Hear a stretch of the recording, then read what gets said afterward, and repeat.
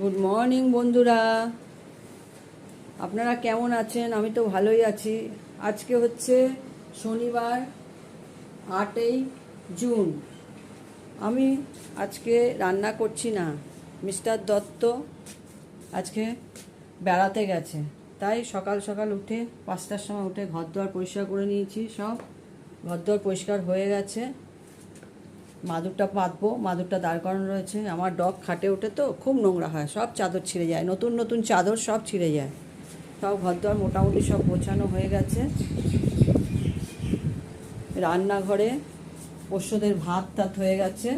আমাদের ভাত হাঁড়ি ঠিক করে রেখেছি, রেডি করে রেখেছি, পরে করব রান্না। পোষ্যদের মাংস ভাত সব হয়ে গেছে। এই যে মাংস করেছি ওদের। আমার ডগের রান্না আমাদের সঙ্গেই হয়, একসঙ্গে খাওয়া হয়।